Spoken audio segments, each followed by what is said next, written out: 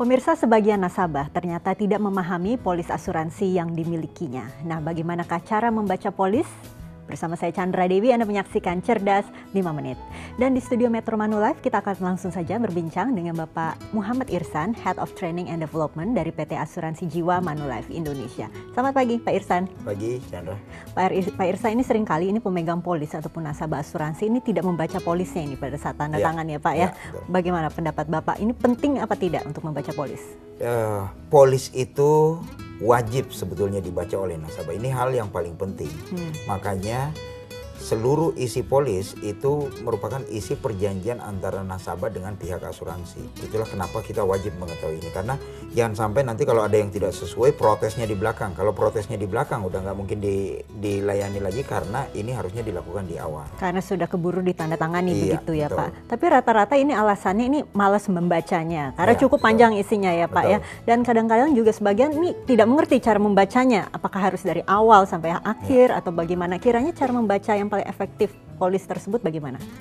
Polis itu cukup tebal sih, memang ya, cukup tebal. Tapi yang paling penting biasanya ada di halaman pertama. Karena di halaman pertama itu disitulah dicantumkan nama tertanggung, jenis polisnya, pihak yang ditunjuk kalau terjadi sesuatu, manfaat polis, masa pembayaran dan sebagainya. Nah, ini yang perlu kita cermati. Apakah benar sudah sesuai dengan apa yang kita ajukan sebelumnya atau ada yang keliru?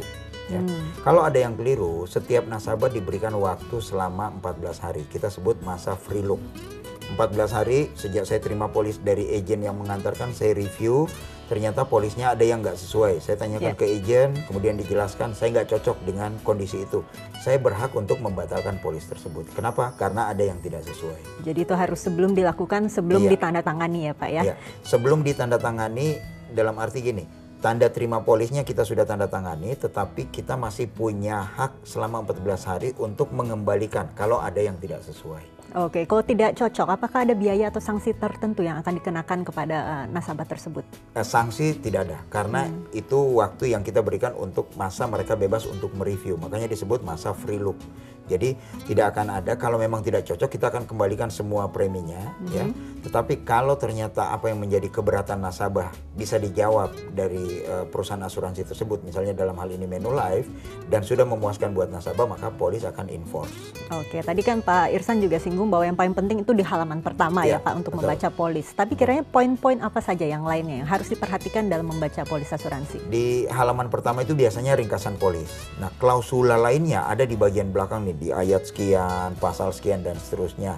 Apa yang boleh, apa yang tidak. Kapan berakhirnya polis, itu semua ada di pasal-pasal yang ada di halaman berikutnya. Tetapi di halaman pertama, semua yang menjadi ringkasan polis, ringkasan umum polis itu ada di awal. Memang cukup panjang, kita mesti review kalau memang kita mau cek secara detail apakah polis ini sudah sesuai dengan kita atau belum.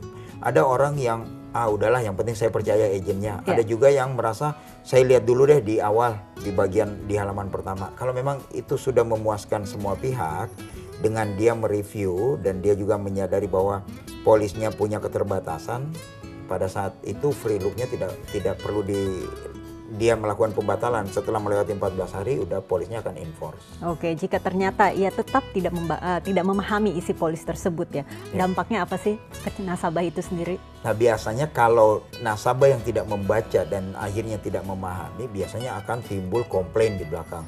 Saya waktu beli nggak dijelaskan mengenai ini, padahal di dalam polis tercantum jelas. Nah, biasa hal-hal seperti inilah yang selalu menjadi hambatan buat nasabah kita. Makanya kita selalu menyarankan nasabah pada saat menerima polis review, karena setiap perusahaan khususnya Manulife dalam hal ini memberikan waktu 2 minggu untuk mereview seluruh isi polis.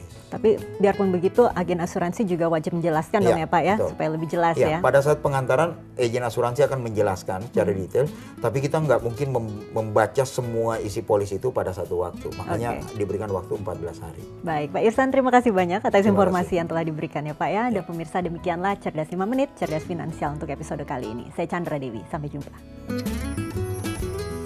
Dipersembahkan oleh